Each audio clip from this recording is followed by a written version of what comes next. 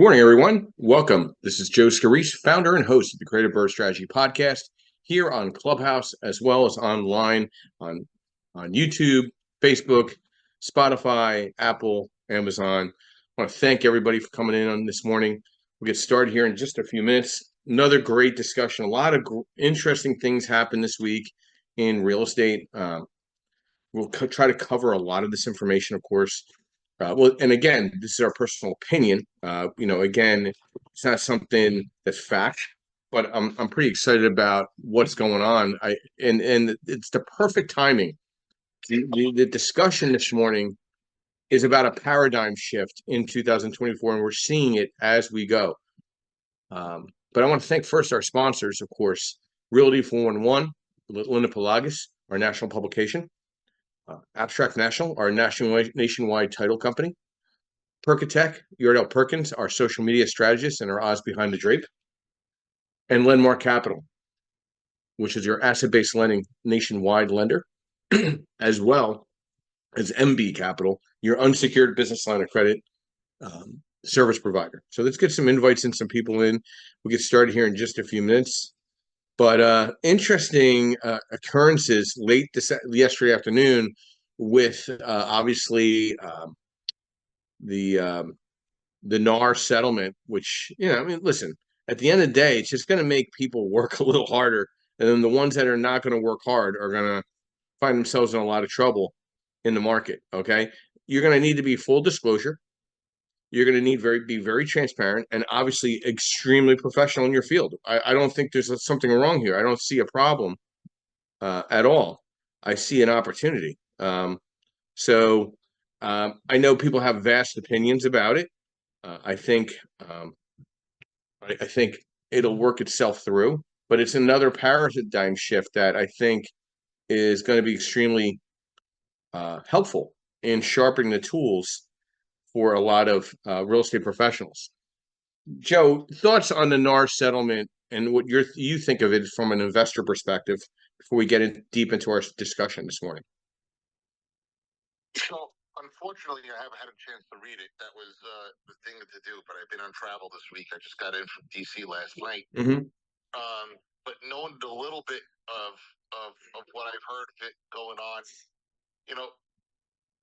there was a lot with the realtors, right? I mean, listen, when it comes down baseline, right, is when your commission is based on how much someone pays, how do you have an interest? How do you have that person's best interest in mind, right? And I think that's what it comes down to. And I agree with the sellers. Like, if you're going to have a buyer's agent, why am I paying for your agent? I mean, realistically, Joe, it comes out of the same pot of money. Yeah. So I don't know if it changes the purchase price any, right? It's still going to change. It's still going to make the cost of the house is what it is. But as an investor, who's an experienced home buyer, I don't need a buyer's agent, right? Mm-hmm. And I've talked to to an agent that I was dealing with to get me into a house. Get me in.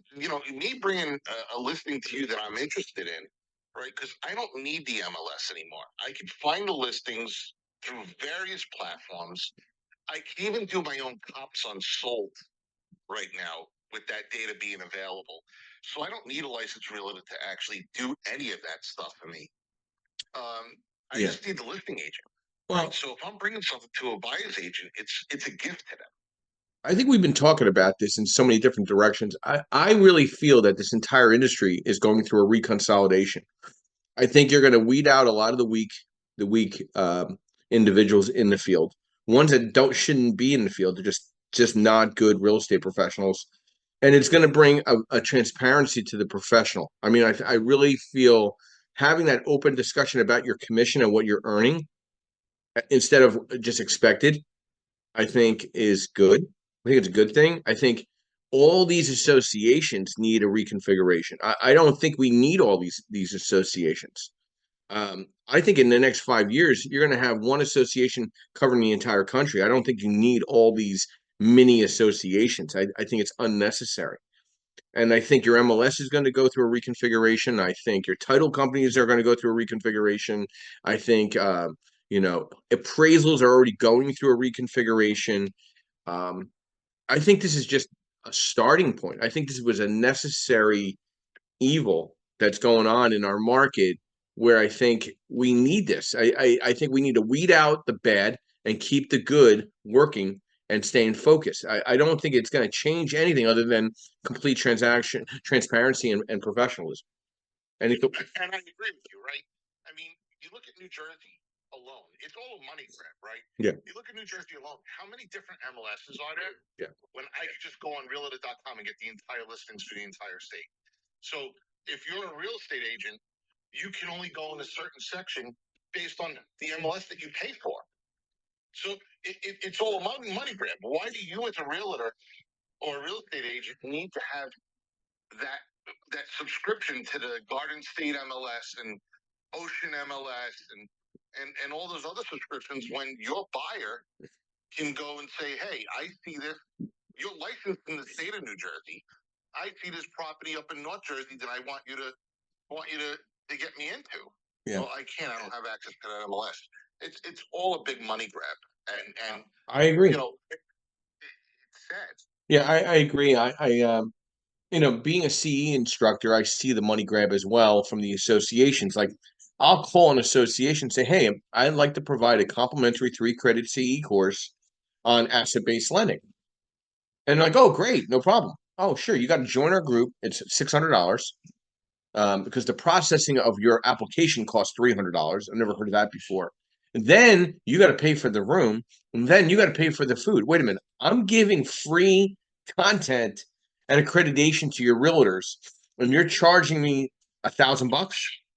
I just don't understand. Well, we don't make any money from it. Well, then I don't know what to tell you. I'll just teach it on my own. And what you're seeing also is small real estate investor groups just eating away at the value of an association at this point, where it's just you're just paying for accessibilities to have your license hung somewhere. I really don't even see the cost benefit relationship, but I digress. Let's get into this discussion. Let's talk about the paradigm shift in 2024. And this is just another small slice. Listen, we've been talking about rates for the last year. I know there's some really false expectations thinking that rates are going to come down. That is for the true unprofessional. The rates are going to kind of stay roughly around where they're at. They closed at 7.09 this on Friday. Not much different. It's been up as high as 7.25. It's been down to 6.85. And I really think we're going to be playing around there. I don't think the Fed feels comfortable in moving this rate down, the Fed rate down, because of inflation, because of layoffs, because of employment, because of economic uncertainty. I think there's a lot of factors that we need to keep in front of us. And I really think that this rate is not a bad rate. It's just, I think we have a very inflated, stagnant real estate market right now. I'm starting to see it loosen up a little bit. I see the days on the market expanding. I see values leveling off. I see another article that we like to discuss real quick is renters face competitive spring market. What to know about 3 kinds of properties you may see as a competitive rental market right now. Okay, your condos, your eat, work, and live type of environments. The fees are they vary significantly, but people want to be catered. They want to be taken care of. They want amenities. They want to be able to just go home, do whatever they got to do, and let somebody else take care of the circumstances. That's a direct competition to the small landlord. It's the institutional landlord versus the small landlord with the single family through 4 family. How do you compete? Okay, you got to look at what's really going on in this market. Where urban settings, the big number right now is looking at Section 8, not market rent, and market rent's turning into Section 8 rent. Suburban markets, it's a mixed blend depending on where you are and what corridor. And then your rural markets are becoming more the suburban markets. Michael, good morning and welcome. Thoughts to our discussion so far on the 6% commission for NAR settlement, and thoughts to the rate and how that's impacting your thoughts with MB Capital right now. Yeah, no, we were discussing that lawsuit the other day, and it's certainly crazy. It's I think going to be a good thing that now agents going to have to be transparent with commission, as opposed to it just being understood that they make that much on each deal. Everything needs to be negotiated. It needs to be negotiable. So the fact that it's now on the table, I think, will be beneficial for everybody. And then with rates, I do agree with you, Joe. I don't think that they will be going down significantly anytime soon. I mean, we do have an election season coming, so I do predict it going down a little bit more. But I don't think it's going to be where it was prior, because I think that would just destroy the economy as a whole. Everything is still relatively expensive across the board.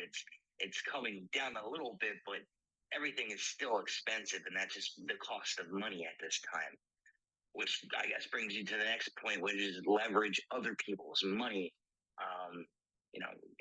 In this market, now is the time to take advantage when people are starting to get a little bit scared, and I am seeing an uptick of people coming to MD Capital to try to leverage the business line of credit, 0% interest money on their next deals, as opposed to dipping into their pocket for down payment, for reserves, for rehab costs.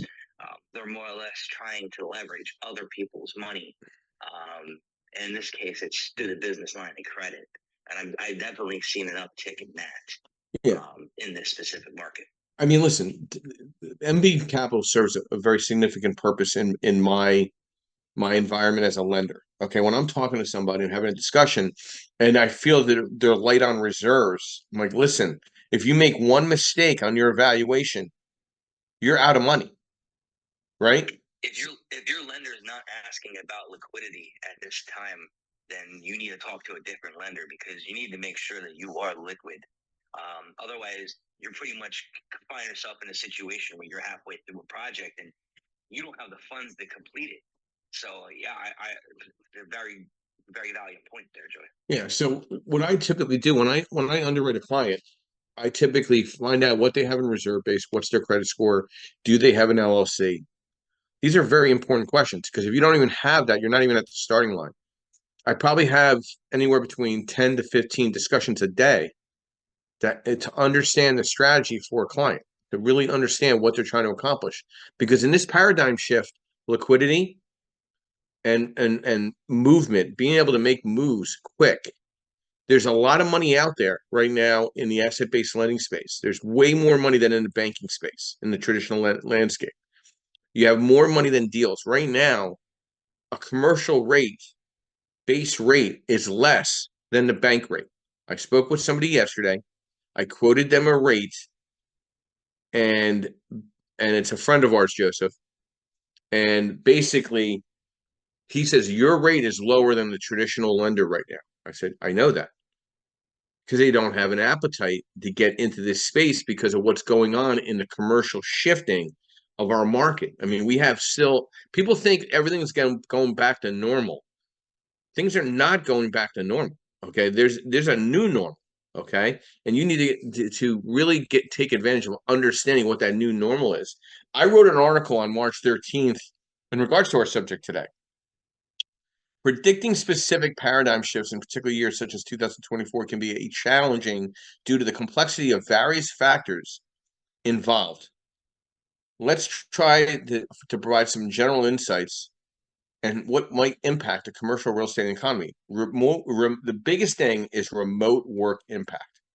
We still don't know how that's all going to shake out. They're trying to force people back to work. Okay, the whole COVID-19 pandemic accelerated the adoption of remote work. It's now a standard. It's now, you're accustomed. I mean, I work remote. My office is in Connecticut. I have an office in New York, and an office in Miami. But I mean, my corporate offices are. I mean, I have an office in Philadelphia with Yardell at 17th and Snyder, but I work from my corporate offices of my home at times. Tech integration. I mean, technology continues to play a significant role in reshaping industries in commercial real estate. Technologies like virtual reality for property tours, artificial intelligence for predictive analytics, and blockchain for transactions could become more mainstream. Also, sustainability and green initiatives. With the awareness of climate change and sustainability, there might be an increased focus on environmental friendly buildings. That's where the institutional investors are light years ahead of the small investor. You have to pay attention. Economic trends. Economic conditions greatly influence the commercial real estate market. Factors such as interest rates, inflation, employment levels, and consumer confidence can impact demand for retail, office, and industrial space. I do agree with Michael. I think we're going to see a rate shift slightly in favor of the political running of our next president following Labor Day. I don't think it's going to be that significant to make any major differences, because I think most of the banks and the financial institutions are already buffering for that. But I don't think it's going to make a massive impact in values of properties. Nothing's going to really shift in there until we see additional inventory. And then also that urban to suburban shift. The pandemic, as we've been talking, prompted some individuals and businesses to reconsider urban living and opt for suburban or rural locations. This trend could persist, leading to changes in demand for real estate and commercial real estate in different areas. You're seeing this. The small downtown corridors are making a massive rebound. Everybody was going back into the cities. Wow, this is going to be great. There's arts, there's medical, there's schools, entertainment, there's food. Everybody took a complete reverse and got the hell out of Dodge. E-commerce impact. The rise of e-commerce has already transformed the retail sector, leading to increased demand for warehouse and distribution space while reducing demand for additional brick and mortar retail space. You're seeing malls getting cut up in half. You're seeing the rural areas where there's massive warehouse being developed in industrial. Regulatory changes. Look what just happened yesterday. The NAR settlement. You're going to see a massive shift in who your real estate agent is. Okay. And then health. Can I jump in? Yeah, sure. Go ahead. Yeah. And then we'll go to Melissa. So I was going to say a good example of that is, I mean, on a local level, the Echelon Mall. Yeah. The Echelon Mall is no longer a mall at all. They use it just for the municipal purposes. That's been around forever. But now there's no stores in there. They'd rather keep it empty. Yeah. Honestly, that's what it seems like to me. And they have, like I said, it's used for court proceedings. So they're already looking at commercial, infrastructure, and they're using it for other purposes already. Not to cut you off. No. I mean, listen, you're seeing it already. It's already. Listen, you're going to see most of your malls cut in half with medical presence, residential presence. Okay, they just can't afford to sustain themselves. I mean, Simon Mall, which is one of the largest mall owners in the country, you're seeing what they're doing. They're getting into the residential living space. Okay, they're competing with the small landlord. You need to understand, as a small landlord, what to provide that's going to separate you from these institutional investors bringing the eat, work, and live concept. Where do older people like to walk year round? A mall. They have escalators. They have handicap accessibilities. Why not just put 55 plus living residences adjacent to these malls? It's going to happen. It's happening. These paradigm shifts could occur in the commercial real estate economy, all of it in 2024. I think this is a major year shift in the entire industry of real estate, going from the real estate agent, who they are, to the title agent, to your lender, to your title company, to just the entire way of going about buying a property. Melissa, good morning and welcome. Brief overview of who you are, what you do, and thoughts to the discussion this morning.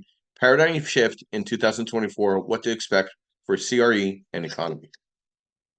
Hey, good morning, Clubhouse. Thank you for having me up, Joe. This is Melissa King. I am owner-operator of One Last Die LLC, virtual assistant here in West Michigan.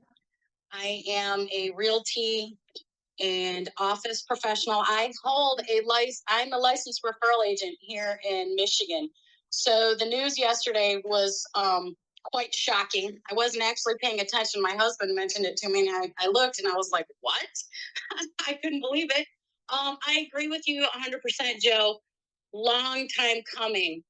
as a realty assistant, I've felt the local growers here have always held my license hostage. I've lost really good assistant positions because the locals, when they find out that I was licensed, they want me to join their group. And then I've got to spend thousands there, thousands for NAR. And I thought, why bother? I might as well become an agent, you know? So, but I like bookkeeping. So, and it's a good income stream as well as the others. So that it is going to be kind of interesting because I was looking to offer more transaction coordination to realty assistants. So that's going to be extremely interesting with the commission going the way of the dodo, I guess. Well, I also wanted to make a comment about the malls going to commercial space. I've seen that happen here in West Michigan, even when I started in commercial over 20 years ago. So that it's another shift is extremely interesting. yeah, I've been seeing this going on for several years. These boutique malls are just becoming empty. I know Jamar down below was talking about the Monmouth Mall. I mean, that's been a pure sign of emptiness for years. I mean, finally they're waking up. They realize they're not bringing back retail. It's just not going to happen. You need to be very smart. I mean, Melissa, these corridors in these smaller these suburban settings, these little downtown, little niche little towns are doing unbelievable outside the major urban cities. I mean, I'm sure that's happening the same thing in Michigan. When I was in Western Michigan at that expo, all the little corridors were doing really well. They were flourishing. The major city inside where the convention was, it was quiet. Yeah, exactly. It is. And this is another thing that you're starting to see coming into 2024. More investors are just kind of controlling their own destiny. They're using all the leverage of all the online presences like Joe's. He basically just calls his realtor and says, "Hey, I want to go look at this property." The realtor's not that realtor now has to start working. They got to start saying, "Hey, Joe, I have some deals to show you," not the other way around.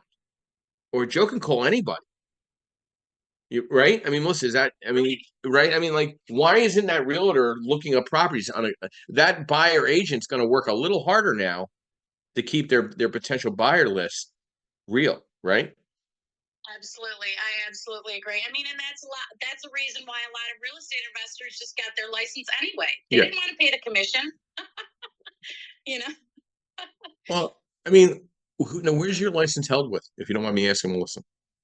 Oh, not a problem. It's with Acme Referral. Okay. North of Grand Rapids. Okay, so you're just a referral agent for the most part. I am, exactly. I pay $60 a year. I get my continuing ed with her free. Yeah. I get it. Yep. You're seeing a paradigm shift even in the local RIAs. I mean, they're aging.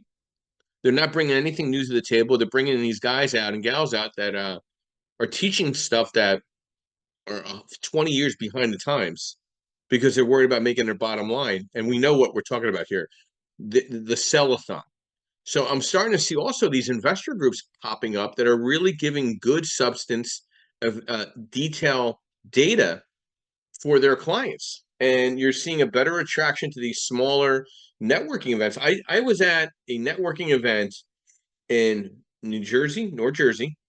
I was in one in Connecticut, one in Mountaintop, Pennsylvania, and one in Delaware. None of them were a RIA. And the average attendance was 60 plus people at each one of the events. There's telling you that, yeah, something's going on here where the newer investor doesn't feel like even the RIA is providing insight. So you're seeing a paradigm shift just from the RIA base. And then you got the real estate agent base. We have a RIA, in our local area where one of the guys on the board doesn't want any more realtors to come on board because he's worried about them being competition. I'm like, you should be worried about just having attendance. Don't worry about competition.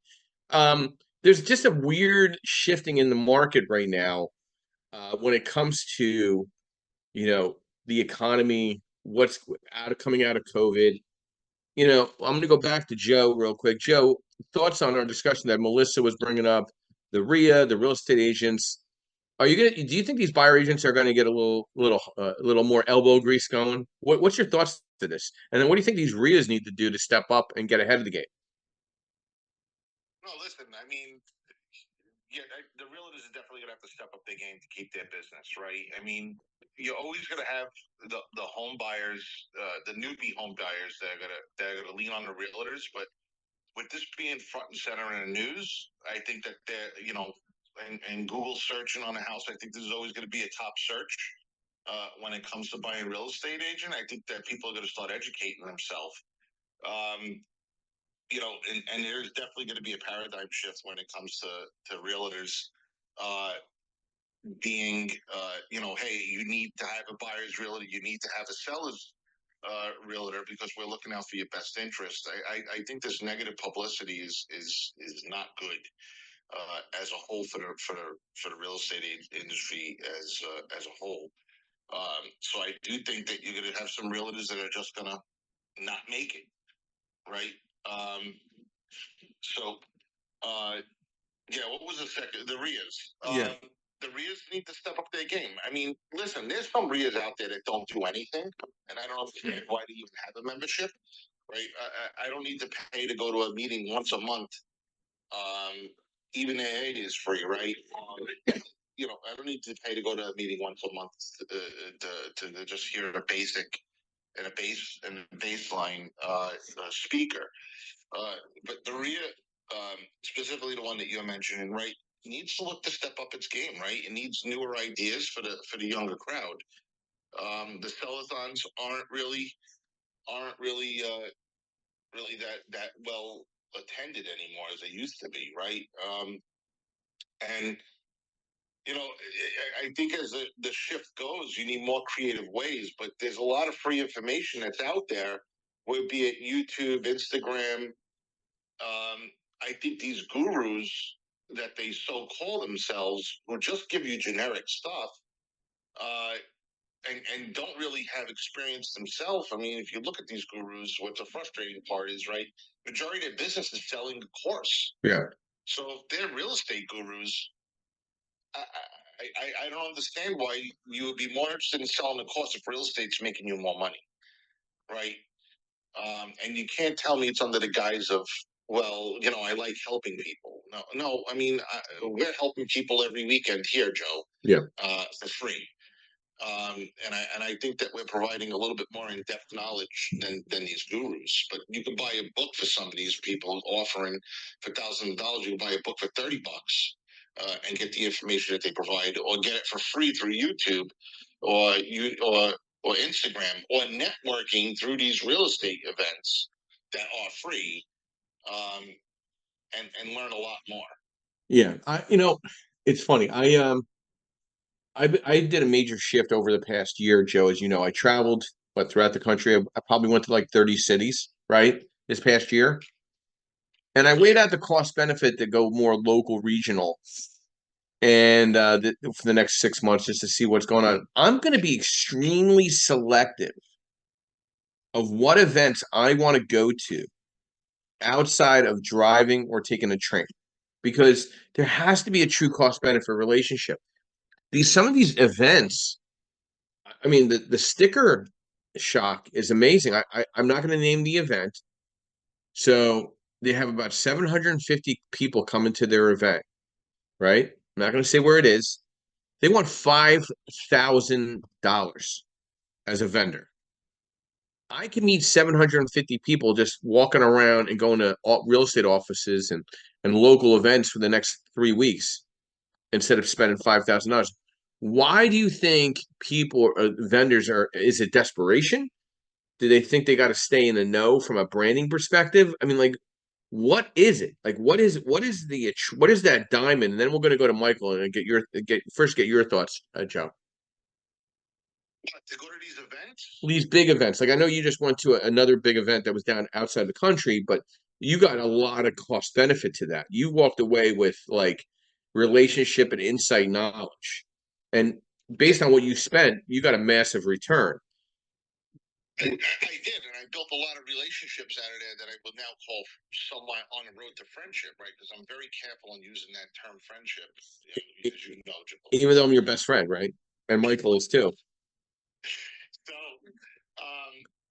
no, so a lot of these events, especially when the ones that are gauged to the newbies, Yeah. I mean, are all sell-a-thons, right? And it's all about making money. And there's one website that we're all familiar with. I mean, we're trying to avoid saying names, right? So it's all familiar and it caters to the rookie, and it's not cheap to go to, right? And when you start looking at it, I mean, you're looking at the cost of the place for venue for me to go is $1,000 to $1,500 plus the flight there, plus the hotel. I got about $3,000 to $5,000 invested into this to go to a week-long seminar. When I went out the country for $2,500, Yeah. and I got a lot more out of it, and it wasn't geared towards newbies. So, you got to look at what these events are, and know if it's a money grab, or if you're really going to truly get something out of it, right? If you're going as a newbie, at least in my opinion, right? If you're going as a newbie and you're investing in Philadelphia and you're going to go to an event in Arizona, so to speak. Yeah. I don't know. Are you going to meet a lot of your local real investors there at that group? You're going to learn. Yeah. And what can be applied, because we've talked about it in a number of times on here. You've seen one real estate market, you've seen one real estate market, because they're not all the same. Yeah. You can't apply the whole logic to the same market. So, I mean, the benefit, I don't know if the benefits are there for a newbie. I mean, if you want to go and just trade information with people on how they're doing things, like the conference that I went to was specific towards landlords. Yeah. Right. And that's a strategy that's similar across the board, right? How do you deal with people? Of course, evictions are all different depending on where you're located. How do you market? There's all similarities there, and it's all specific interests. And, you're looking for people who have done this many years. How do you finance these buildings? How do you do all of this stuff? And you build in those relationships, which comes with and that information continues to flow with time. But yeah, you have to be careful on the events that you attend. Yeah. And if it's a money grab, then they're making money off of this, right? And if it's a money grab, then you need to go the other way. So, talking about paradigm shift and talking about RIAs, talking about the NAR settlement, talking about where things are going from a economic perspective, Michael, you talked about 100 people a week, maybe even more with your dialer. What are you hearing? Are you hearing emerging trends that they're saying, hey, I want to invest into this with this type of money? Are you seeing people holding back? What's the mindset of the investor that you're talking to that at least has a mild inquiry to unsecured business lines? Are they looking at single family through 4 family with their money? Are they looking at 5+ units? Are they looking at fixed to rent? Are they looking at fixed to flip? Michael, what are you seeing with the calls that you're making? Because you're calling a lot of my clients that I'm sending over to MB. So what are you hearing from their mouth? What's going on? Yeah, I mean, I'm hearing a bunch of different things, but for the most part, it seems most people are trying to leverage the money that's out there in order to acquire assets at this time. It seemed to be more of a scarcity mindset to acquire assets, and at the same time leverage other people's money. Is the biggest topic at hand that when I'm having conversations with your clients or anyone's clients out there in the field, they're not trying to spend their money, trying to hold on to their money so they can use that for their daily living, but they're still trying to leverage what they can out in this market to create opportunity. Yeah. So, I probably send over about 50 to 100 leads a week to MB. Is it credit? Is it concern of the market? Is it rents? Is it the scarcity of real estate inventory to move forward? What are you what is the most relative item that you're hearing? Is it the scarcity of real estate inventory? Because I got clients that are finding properties all day long, so I don't see them having a problem. So I don't think it's that they have the problem. I think it's more of like they want to use other people's money to acquire these assets during this time. They're seeing that there is opportunity out there. Yeah. But they're not trying to use their own money. Everyone's trying to leverage, the other funds that they can get access to. Even when it comes to like maybe they have to make some pay downs to get their credit to where it needs to be. They get a little bit scared off when it comes to that situation, and then we have to get maybe a little bit creative and moving balances before reporting dates to show less activity on the utilization side in order to get them those funds. People are scared to use their money right now. Yeah, they don't think they're going to be able to replace it. They don't know where their next paycheck's coming. It's a concerning. And I had a couple conversations with newer investors, and young lady, 700 plus score, has an LLC, owns a home, doesn't have any money to put into a deal. 740 credit score. So immediately, I referred her over to MB. I'm like, listen, you got to have $100,000 worth of reasons to get into this business. Otherwise, what are you doing? Like, why are you not setting yourself up? You're not going to be able to. No one's getting a property for no money down. That's all bullshit. Okay, that's not going to happen. Okay, I very little idea that happening. I mean, listen, when you're buying something that needs renovation, or even if you're going to buy something now with like a subject to, you still need to pay somebody to get into the deal. There's still money that needs to be put into the deal. You got to have earnest money deposit. You need to have down money. You can't go in 100% financing. I just don't understand how these people exist that teach this snake oil. With such a paradigm shift that we're having in the economy, with the concern of livelihood and making a living, you're seeing the educational spinners coming back out of retirement to try to grab as much money from teaching courses and not actually physically doing deals. I mean, there's a huge amount of when there is chaos, there is absolute opportunity. And the trends that are reshaping our market right now, technology, secondary markets challenging the traditional popular locals, like the urban settings to the suburban settings, where suburban settings were drying up, they're flourishing. Okay? The multiple listing services need to become a source of truth for rentals and listings. Okay? A tale of two markets. What is really going on in our market or your market? Okay, understanding, going to zoning meetings, going to the community meetings, just not going to real estate investor meetings, finding out what's going on a real local level, and being that smarter investor to know what's going on. When's the last time you've gone to a zoning meeting in your market? You're supposedly an investor in your market. Why aren't you going to a zoning meeting to find out who's winning and losing? Melissa, some thoughts in regards to paradigm shift in 2024. I love what you just said, because Sunday I'm meeting a local in Muskegon County to pick his brain. And I do have plans over the next month or so just to skip my local Monday night RIA meeting and start going to some zoning meetings. So I absolutely love that. Well, I mean, you're also building up your team of potential service providers, right? Attorneys, zoning attorneys, eviction attorneys. I mean, going to a good eviction court doesn't hurt nobody to go. I mean, one, you're going to find some really pissed off landlords, but you're also going to find some very good eviction attorneys. Absolutely. That is in my strategy completely. You got to get to know them. And just like you said, in chaos, that's where you need to go. And there's a lot of people here in Kent County that they're just like, they think Muskegon is some kind of death march. So that's where I'm going to go. Well, to me, when you see the herd leaving, that's where the opportunity is to stay. Okay? I personally think so. You know what I mean? Yeah. I think there's a unique opportunity. Completely agree. I'm just trying to see somebody. I don't know, somebody's showing that. And I did go to Denver, and I had a great time out there. I did the bus tour.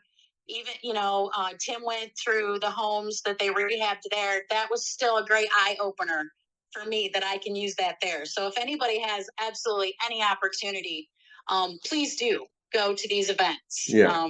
You get to meet the people that are here on Clubhouse. You get to learn. You get to meet new people. I also did. I hooked up with a couple of people who were interested in my services. So I think that's great. I mean, I know they had about 100 people there. I could not be in attendance. I feel bad that I couldn't be there, but it is what it is. We do have a Philadelphia.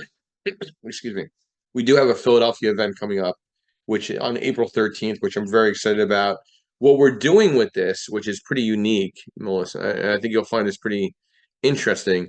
We're bringing in all the not-for-profit organizations in real estate, all the smaller real estate investor groups. So now we've extended an invite to the local RIA, South Jersey RIA, but if they don't come, that's okay. I invited 8 other smaller investor groups throughout the South Jersey and Pennsylvania market because they're hungry.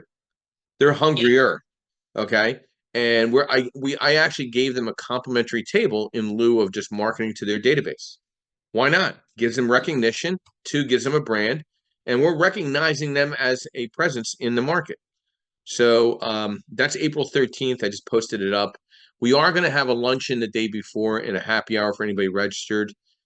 Maybe even a dinner that Saturday night, which I'm excited about, which is going to be right down the block from the Lumber Museum at the Moonshine Philly. We're actually having a happy hour there this Monday night for a client appreciation happy hour at 5:30. If anybody's in the area, please stop by and say hello. 5:30 to about 8. We're going to be there on Monday night.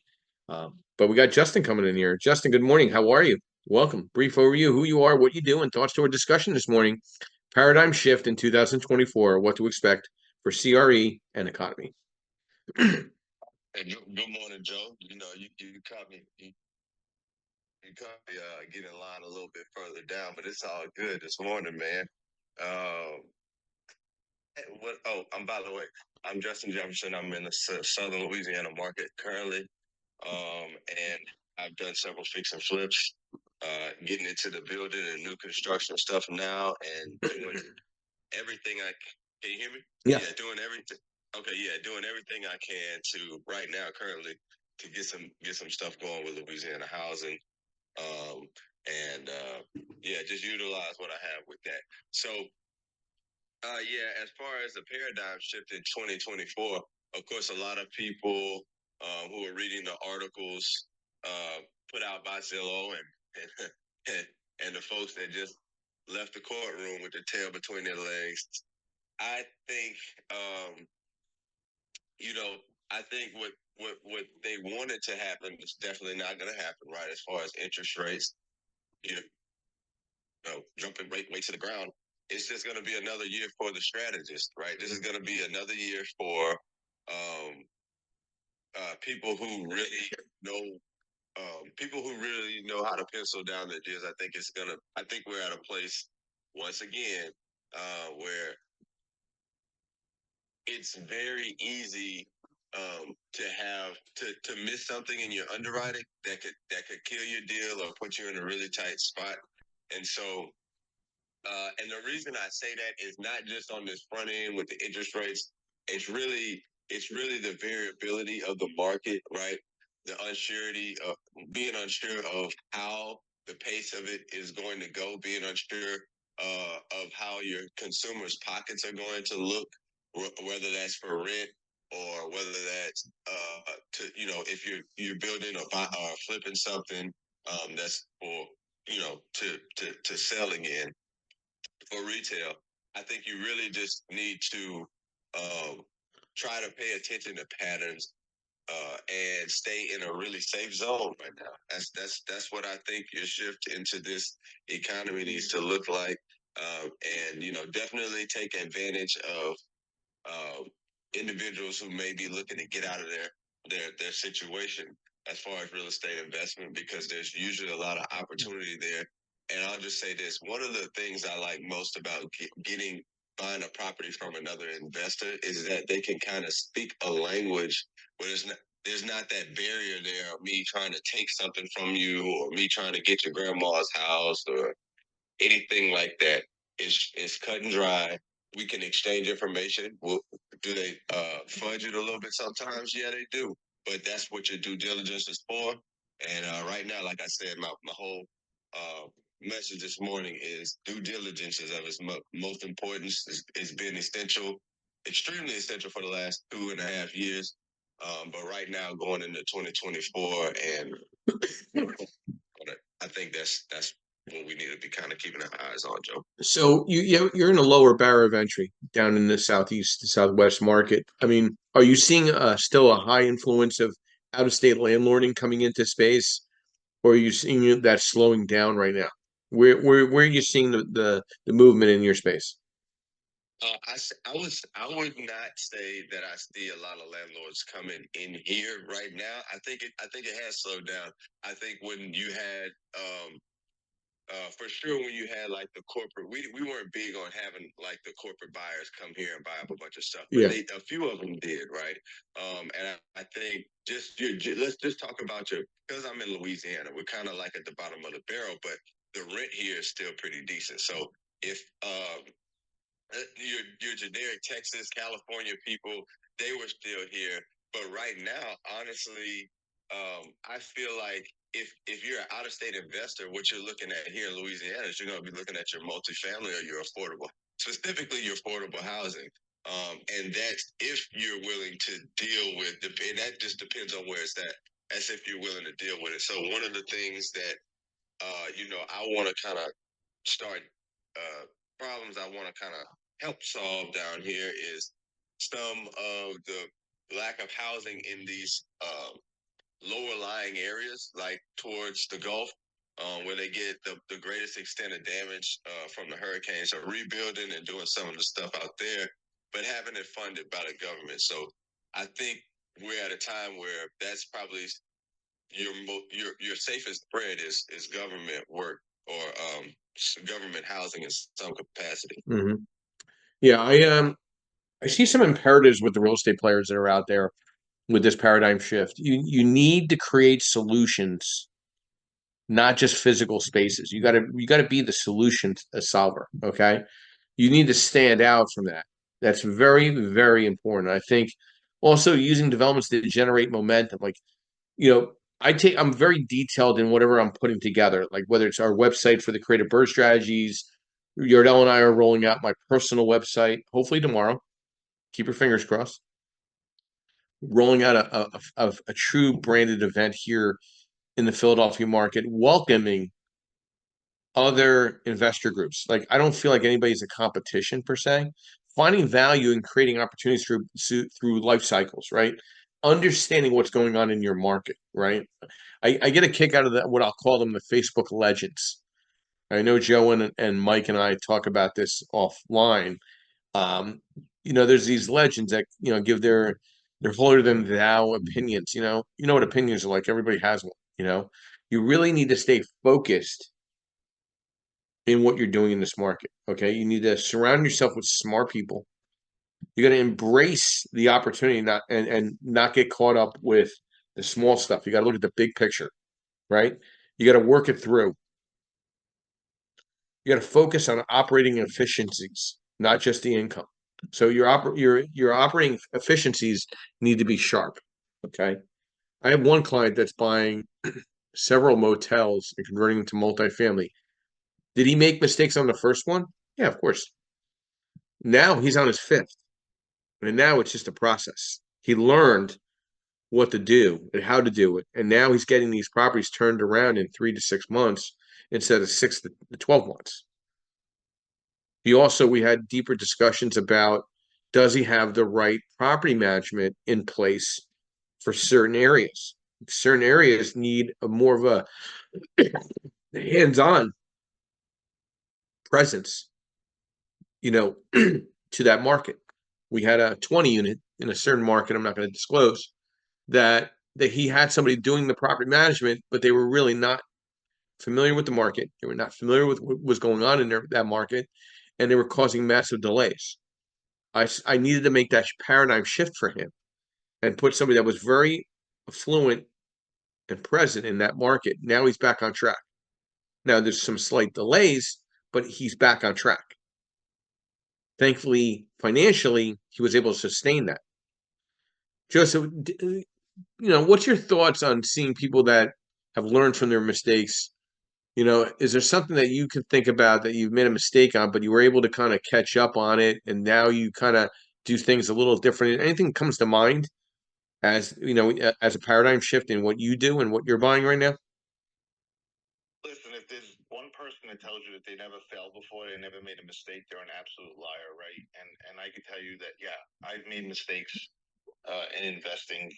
I bought a couple of houses in 2006 when the bank was giving money away for free. Right, 100% financing. I didn't know what I was doing. I thought I was the king of the castle. I bought a 2-family in Trenton. I bought a single family in Middlesex County, New Jersey. Plus, I had my house. And then the economy hit, and everybody stopped paying rent. So I didn't have the resources that I needed. I didn't do the homework that I needed. Right, everybody. I always focused on what the newbies usually focus on, all the good times. Nothing bad's ever going to happen to me. And I made a lot of mistakes along the way. So now I'm back to where I have 7. I'm working on closing on my 7th rental, and I move completely differently. Right, I'll do my numbers. I'll do them 100 times over. I run through scenarios in my head in case I come across an issue where a repair comes in, or there's some sort of disaster. Like, how would I handle it? What would go on? Not, you're always going to get surprised, but at least you have a baseline of a plan going on, so you're not really shocked, and you don't go into the shit when the situation happens. Right, you just take it. Your blood pressure doesn't go up, and you just learn. You just deal with it. So yeah, I've been through it, right, and I've made mistakes, and I move differently because of it. But I mean, I've made adjustments in my numbers to make sure that I have a nest egg, right? And God forbid something does happen. And what do my numbers look like if someone does move out or someone stops paying, and the legal fees? Can I afford all of that? What's my cash flow like? So yeah, I absolutely do all of that to make sure that I'm financially sound. You know, do I think we're going to see a soft landing in 2024? I really don't see that. I see the outlook on future trends a little bleak for the time being. It's very unlikely that the economy will come back roaring in 2024. So you could hear the concerns, such as Joseph providing some insight from a landlord perspective who manages his own properties. Um, I don't think the Fed's going to make massive, drastic changes. They would crush the banking system. What are you seeing, Joe? Before we go to Michael, from the local bank perspective, the local credit union perspective, are they still being aggressive, or are they being really cautious in who they're working with right No, they're being really cautious. So, you know, I have a loan that's being quoted out by one of them, and it's waiting for a couple of days now for the CEO herself to take a look at it and look at the loan. So, credit unions are extremely cautious on what they're doing. I mean, and so you as an asset-based letter, right? You're going through the numbers. You do it much quicker than a credit union, but you're going through the numbers and you're making sure that this isn't a property that's set up for failure. And as this commercial real estate unfolds, I mean, I think the money supply is going to tighten up with the commercial lenders, with the regional banks. So, and the credit unions really aren't going to get hit with that because they don't dabble in that type of stuff. But very few deal with the investment properties as well. So they're kind of well insulated from all of this stuff. But yeah, they are approaching with caution, right? The layoffs are out there, Joe. You mentioned it before. The job numbers don't say that, but the revisions do. But the layoffs are out there, and the economy is not in as good a shape as we're making it out to be. But it's election year, so things are crazy, right? now? Yep. So consumer demand is just not there. American consumers are maxing out their credit cards. The U.S. labor market is weakening. More jobs will disappear soon. Employers are not hiring. So, what is the self-employed entrepreneur is looking at? So, Michael, what is the conversation you're having with the credit lines tying into the real estate investor who's really now your middle class self-employed entrepreneur? So what does that conversation look like now than when you first got into the industry 5-6 years ago? It's completely different. I mean, we've seen rates when they were, I don't know, originally like in the fours, go all the way down to the floor, and then skyrocket, and it threw everybody through a loop. But those that that were planning ahead of the time, saw it coming. Obviously, they were leveraged well enough to continue to do business. I did see a lot of people who were doing deals with us, on the investor side, this kind of disappear and fade off into the oblivion. But I mean, at this point in time, yeah, you're right. People are they have maxed out credit cards. They're working sometimes multiple jobs in order to sustain, especially on the lending side. I mean, you and I, we've been leveraging empty capital for a long time, but I see every loan officer coming out of the blue and trying to leverage, using MB capital for their clients. And I'm talking like on the residential side. Yeah. So they're saying, get the business lines of credit, put it in the bank account, let it be seasoned. So, I mean, you're seeing all kinds of creative things happen. Everyone's trying to do the best they can right now. Yeah, I see the residential loan officer way behind the curve. They need to buckle up, okay, because they don't really see. I mean, we talk about this all the time. Like, I don't see a true recovery in the residential lending space for quite a while, at least a couple good years. And the irony is, they may claim that they do what we do, right? And they don't. They're regulated. They can't do what we do. So I find it like confusing because I don't think they really even understand the industry. Most good residential loan officers don't even know the difference between hard money, asset-based lending, and traditional lending. They don't even know that there's 3 lanes, and they don't even know about other smaller lanes that exist, like self-directed IRA money, true private money. They don't really understand what hard money is for and what it does. They think somebody with a 5. I mean, I see it on Facebook. Hey, I need a hard money loan with somebody for 580. Yeah, it's called bankruptcy. Like what? Why are you trying to get a loan for somebody with a 580 credit score? Like, why are you trying to get somebody a loan for 580 credit score? They should go to the bank of a bankruptcy. Like, why are you trying to get the money? Like, it doesn't even make sense. That means they obviously did not pay their bills. So why would you want to give them more money not to pay their bills? Like, I just kind of don't understand. Like, I don't want to work with somebody below 660 credit score because the likelihood of failure is 100%. And I'm sorry if there's anybody listening in that has a below 660 score. I'm very sorry. Just fix it. Just fix your credit. Things will just be a lot easier from a lending perspective, from an investor perspective, a whole different perspective, all of it. Okay. We're not the Red Cross here. We don't cure cancer. We don't do open heart surgery. We're real estate professionals that are providing insight in understanding commercial real estate, residential real estate impact, economy. Melissa, some thoughts to what we're saying? I know you were laughing a little bit, but am I saying anything out of sorts, or do you think people are still unrealistic in expectations at some of the events that you attend? No, I was agreeing with you 100%. Absolutely, Joe. I love your no bullshit attitude completely. Well, it gets me in trouble sometimes, Melissa, but I've apologized to enough people. I think I've made up the difference slightly. But listen, I have no reason. Why lie? I mean, there's only so much time in the day. Like today, I got to catch up on 50 emails, probably 10 calls, and then I have to spend time with my wife and have some time together, right? Go to the gym. Exactly. I'm in the same exact boat today. I'm trying to get some stuff done. I had to get on Clubhouse, and yeah, we've got to do something with the spouse today. Yeah, I mean, it's like, okay, so it's like there's only so much time in the day. Why waste time with somebody that's not realistic? Like I took an application on somebody yesterday. The guy's been a broker for a long time, probably too long. His client has a 620 credit score. Supposedly he makes $250,000 a year. Why has he got a 620 score? Well, he got too high of credit lines. Well, then pay his credit cards off.